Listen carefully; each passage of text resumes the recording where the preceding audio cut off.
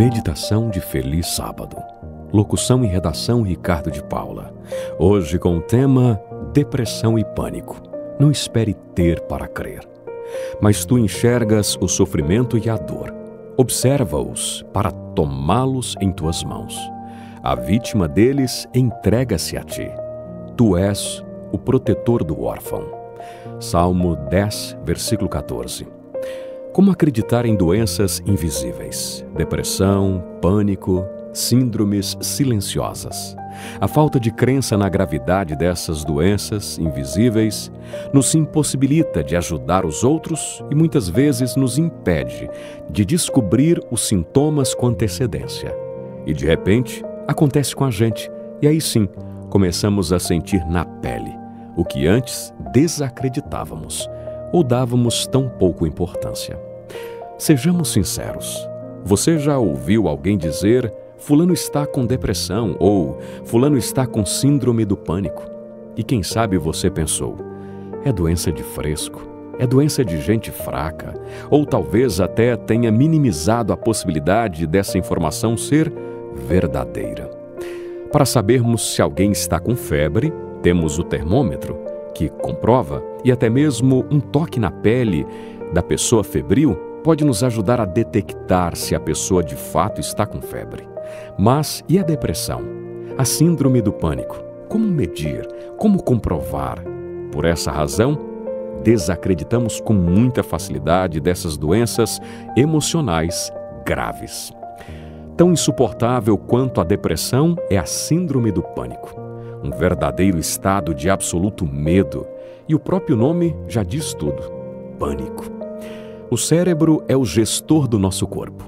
Ele gerencia muitas informações, autoriza ações, define estratégias de defesa e, nesses dois casos mais específicos, na depressão e no pânico, ele é o primeiro a ser atingido, perdendo sua capacidade natural de gerenciamento.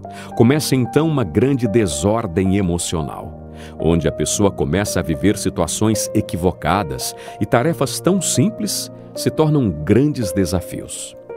O medo começa a imperar em nosso sistema nervoso e o cérebro parece desaprender a maneira correta de viver.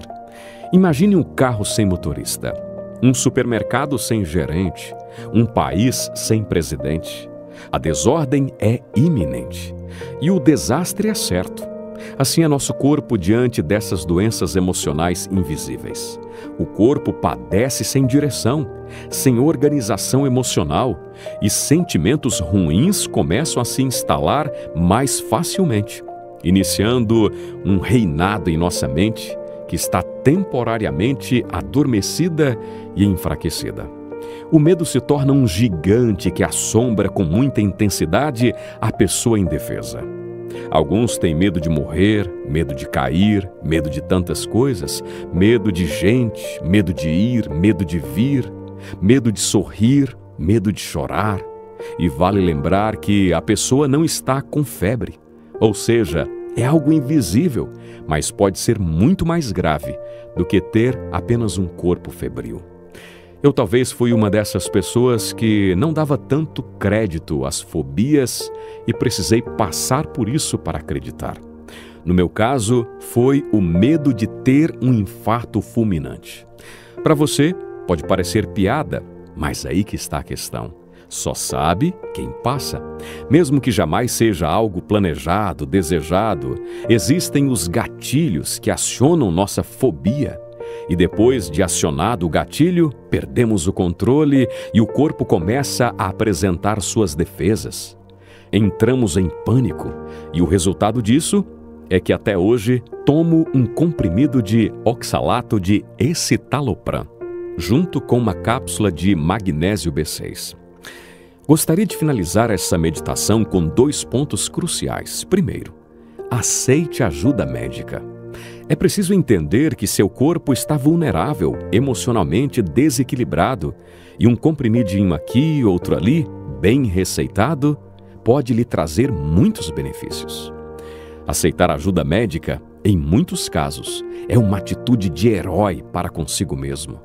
Uma atitude simples que pode salvar sua vida e também trazer uma qualidade de vida muito melhor para os seus dias.